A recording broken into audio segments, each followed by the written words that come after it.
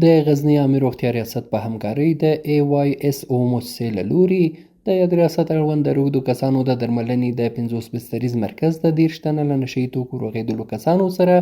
نږدې 2.5 میلیون افغانۍ مرسته وشوه. د مسؤلینو په وینا د دغه مرستې موخه د یادو کسانو ملاتړ دی ترڅو دوی وکولی شي د ځان لپاره د یو کار زمینه برابره کړي. د دوی په وینا په دغه کسانو کې 60 تنه ښځینه او 10 تنه نارینه شامل دي. علوم موسسې او د NDP په ملي ملاتړ باندې موږ غوښتل چې یو بله برنامه په لاره واچوي چې هغه مریضان چې هغه غواړي کاروبار برابر کړي، یعنې بزنس جوړ کړي، دوی ته بیا موږ د موسسې په همکاري د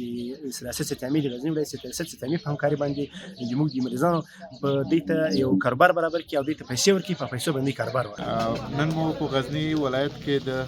13 هغو تنو معتادینو ته چې پخوا پر نشه یي توکو روږدي وي دلته شفاخانې سره بستري وو، بیا بیرته د هغې نه وروسته دوی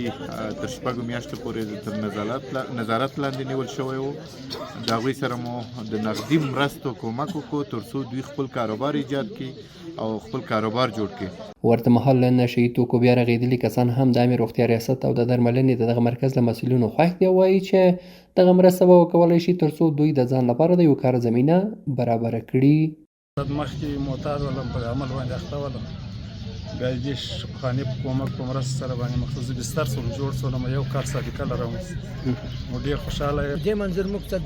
2200 افغانۍ دې منظر راکوي چې موږ یو خپل وړوکی کاروبار شروع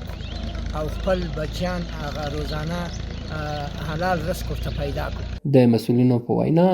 د درملنې په دغه مرکز کې 50 تنه په نشه یي توکو روږدي کسان د 45 ورځو لپاره بستر کېږي ترڅو درملنه یې وشي او بیا د 1 کال لپاره دوی تعقیب کېږي ترڅو بیا په نشه یي توکو روږدي نه شي